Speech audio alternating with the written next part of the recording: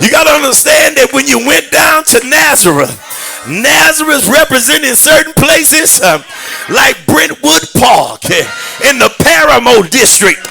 Y'all ain't saying nothing. It represented a place like Little Egypt. In other words, it was one way in and one way out. And if you was in that place, you had to know where you was at. You didn't stumble in that area. You had to be on an assignment yourself.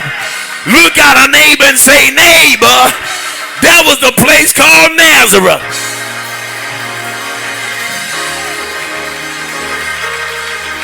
Yeah, Nazareth was there. Nazareth was a place, my God, that if you were there, it was a whole lot of things going on in Nazareth. People wasn't getting no education. They were backward people. Crime was in an uproar. So, my God, student dropout rates was in a high it could ever be in. And because this place called Nazareth was like a modern day project, it was like a modern day housing facility where people that were lived in Nazareth were like on Section 8. But I got news for you. That's why the scripture declared, can anything good come out of Nazareth? Oh, preacher.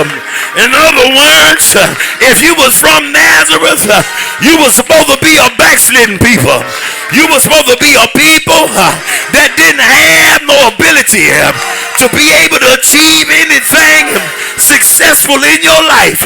But look at a neighbor and say, neighbor, something good can come out the hood.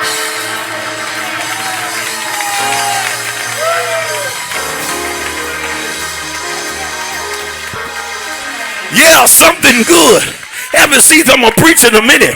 And so when you talk that you were from Nazareth, it was an indication, my God, that you came from a rough background.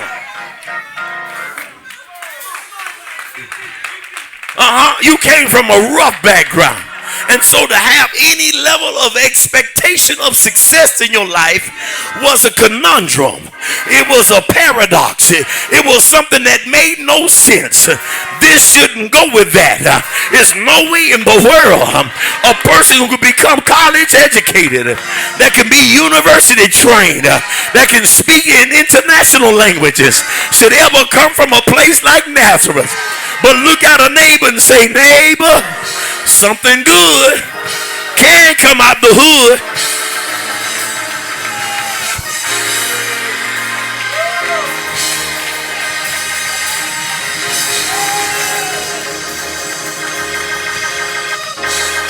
Yeah. So since he was coming from Nazareth, here it is. The Bible says that when he all of a sudden came back home, they were astonished. They were amazed. Hello, somebody. They was, my God, they was tripping because this fella got up and began to speak another way. He began to speak, my God, things that they had never heard before. He began to speak things, my God, that was different from their understanding. They had been taught certain things, but when Jesus started speaking, the Bible says they were all amazed. They were sitting back trying to figure it out. Where did this fella get all this knowledge from? Where did this fella get all this intellect from? We know who he is. We know his mother, and she ain't did nothing with her life. You know Mary got them 9 kids down on the corner. In other words, she ain't did nothing with her life. Then you look over the sisters. A couple of them tried to go and move away, but they end up coming right back home again. But look at our neighbor and say, neighbor, Jesus was different. Yeah, Jesus was different. Jesus came back home and he was accomplished. Jesus came back home and he was successful. Jesus came back home and he didn't talk like everybody else. He used words that was over their head. He understood the English language and the linguistics of it all.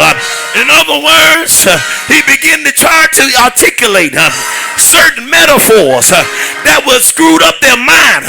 It put them in a trance that they could not understand. everything that he was saying. And they were sitting there amazed. Not only were they amazed the way he was talking, but they was amazed by the things he did. In other words, I remember when he had nothing. I remember when his shoes was tore up. There's like a low lot of people that try to remember you way back when. They trying to look at you as though you still pooking them. They trying to look at you as though you still KK. She was a hoish girl.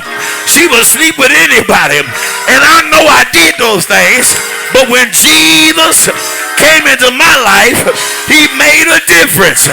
Look at a neighbor and say, neighbor, I'm not who you think I am.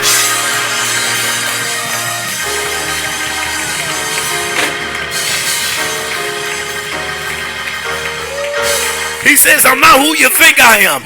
And so the Bible says that when Jesus had went through and performed his miracles, when he went through and began to talk a little different, there's a lot of people, they're going to be amazed at you because you don't fit in to the inner circle no more. You don't talk like they talk. What are you saying, preacher? I don't want to get no food stamps. I'll be glad when this thing ends. I hope I get a job. But in their mindset, they trying to stay on Section 8. They trying to continue with the food stamp program. But here it is. You talking a whole lot different. You acting like you're better than everybody. But I got news for you. Something has happened to me that I don't feel like I used to feel. You might feel like it's okay to sleep till 12 in the morning, but something on the inside of me say I got to get up and get me a job.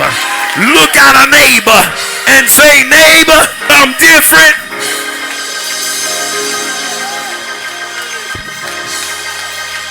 He's different. They say, listen here. We see his mama, we see his brothers, and we see his sisters. And he don't even act like them. There's a whole lot of you. You got the same name as somebody else, but you don't act like them. There's a whole lot of you. When you go around your family members, you don't act like them. You don't think like them. Come on, put your feet down. Don't get your feet all over there. Baby, stop that. There's some bad little nieces and nephews. In other words, I'm trying to take care of what God blessed me with. So I'm a little different now. In other words, you can let your child run on the sofa all day long with red Kool-Aid. But in my house, you got to sit down somewhere. Look at a neighbor and say, neighbor, I'm a whole lot different now. I'm a whole lot different. Why you different? Because all of a sudden, Jesus came back, but it had been some time. And when you go somewhere and you get exposed to other things, it makes you different. That's why I say the Cinderella syndrome, because you know how Cinderella was. For the whole time, her family members told her that she was a place, she wasn't better than them.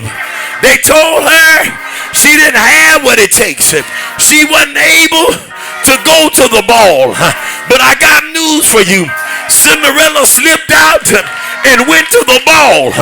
And when she went to the ball, she ended up meeting the king of the ball. And when she met the king of the ball, she ended up talking with him. And when she talked with the king, she articulated herself quite well. When she sat there with the king and she began to talk to the king, she began to talk about subjects her sisters know nothing about. They didn't think she had the education or the background to fit the bill. But I got news for you. Not only did Cinderella talk with the king, but she went out on the dance floor and say, I didn't know you learned how to do the ballroom dance.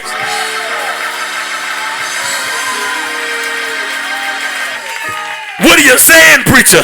I'm trying to let you know there's a whole lot of you. You've been exposed to stuff. You've been presented with stuff. You've been put in a place where God took his time and began to groom you. He began to change you. He began to mold you. He began to put a new mindset and a new attitude. In other words, I'm not the same old person. I'm not like who you thought I was. And the Bible says that when he got through going to his hometown and they was confused on his background and where he had come up from and how he became something, the Bible says they got upset with him. I keep trying to tell you, you trying to please people, that ain't gonna do you no justice in your life. They not gonna give you the commendation you looking for. You can try all day long. You can do all you want. You can give them the money and let them borrow your car.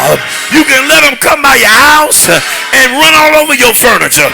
But when they get through, they ain't gonna give you nothing but a jealous look and a nasty attitude. But I got news for you. You got to quit trying to buddy up with people in your past. I'm trying to preach something. You got to quit trying to let people size you up and tell you what you all about and what you deserve. I got news for you. You are better than that.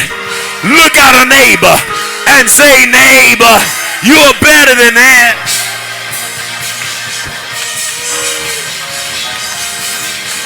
You better than that. You better than that. But here it is, what they really trying to do. They trying to keep you in an isolated moment. They're trying to freeze you in time. What do you mean, preacher? When they call you your old name or what you used to be like? Hey, Crab, what's up, man? Don't you know what they saying? Most people who trying to keep you in a box and don't want you to outgrow their own success, they'll try to remind you of your past. They'll try to tell you, man, you remember when we used to go and get high all the time? You remember when we had them 3 girls? That ugly girl?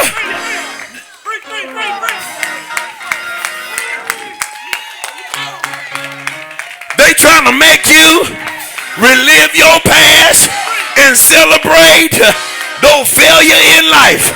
But here you are, you're saying in your mind, I'm not going back. I'm not doing what I used to do. The places I used to go, I ain't going no more. Because God has worked something out on the inside of me that has made me better than my past. Look at a neighbor and say, neighbor, that shoe don't fit no more.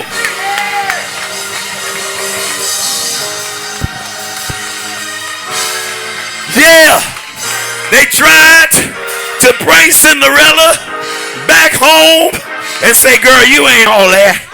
Go on out there and mop that floor. But something in Cinderella says, I made an impression on certain people. I made an impression on the king, and the king is looking for me. You can say, I don't deserve it, but the king said, I do.